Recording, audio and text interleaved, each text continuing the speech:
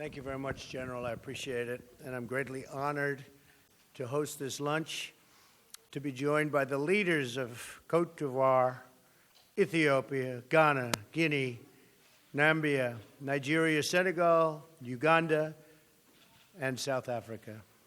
In particular, I want to thank President Condé, who is representing the African Union.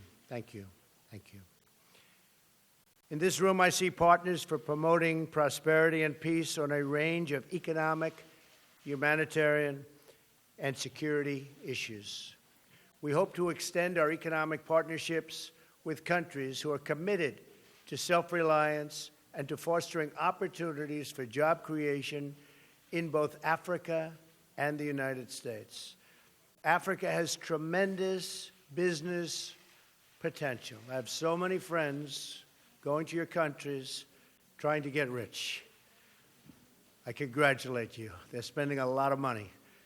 But it has a tremendous business potential and representing huge amounts of different markets. And for American firms, it's really become a place that they have to go, that they want to go.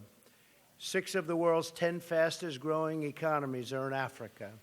Increasing American trade and investment across diverse industries, including agriculture, energy, transportation, healthcare, travel, and tourism, will further transform lives throughout the continent.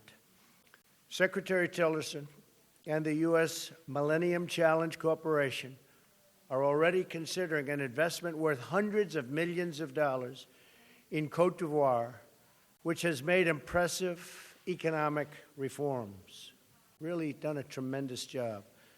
We also hope that African firms like the company Sasol consider making investments in the United States. Sasol, as an example, is building a $9 billion petrochemical plant in Louisiana, which will bring new jobs to the state, and really hardworking Americans will be manning those jobs. But we cannot have prosperity if we're not healthy. We will continue our partnership on critical health initiatives. Uganda has made incredible strides in the battle against HIV/AIDS. In Guinea and Nigeria, you fought a horrifying Ebola outbreak. Nambia's health system is increasingly self-sufficient. My Secretary of Health and Human Services will be traveling to Africa to promote our global health security agenda. Yet we know that our prosperity depends, above all, on peace. The United States will partner with the countries and organizations like the African Union that lead successful efforts to end violence, to prevent the spread of terrorism, and to respond to humanitarian crises. I commend your troops currently serving in the field. Very brave, very, very brave what they're going through. As you well know, too many people are suffering from conflict in Africa. In the Central African Republic, the Congo, Libya, Mali, Somalia, and South Sudan, among others, they're going through some very, very tough and very dangerous times. Terrorist groups such as ISIS, Al-Shabaab, Boko Haram, and Al-Qaeda also threaten African peace. The United States is proud to work with you to eradicate terrorist safe havens, to cut off their finances, and to discredit their depraved ideology. And a number of you have told me, actually last night, that we've been doing a very good job over the last 6 or 7 months in particular. We're closely monitoring and deeply disturbed by the ongoing violence in South Sudan and in the Congo.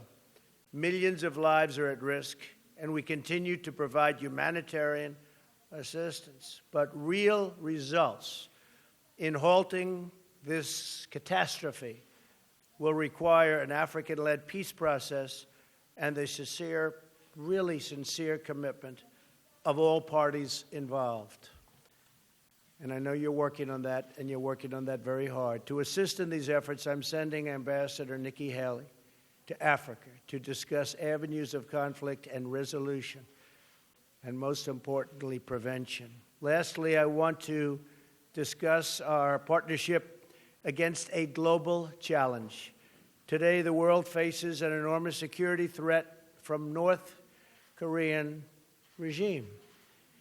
We must all stand together and be accountable in implementing United Nations sanctions and resolutions in response to North Korea's hostile and menacing actions. We believe that a free, independent, and democratic nation, in all cases, is the best vehicle for human happiness and success. Thank you for joining me for this critical discussion of the challenges and the opportunities facing our nations. Africa, I have to say, is a continent of tremendous, tremendous potential. The outlook is bright. I look forward to hearing from you and your advice during the meal. I thought rather than just eating, we'll have long discussions, and I look forward to that very much. But I also look forward to getting to know so many of you, and so many of you I do know. And it's an honor. It's an honor. And I really want to congratulate you. Growing very fast, economically and in every other way. You've done a terrific job. You've had some tremendous obstacles placed in your path, but you have done really an absolutely incredible job. So I want to thank you, and I look forward to our discussion. Thank you. Thank you all very much.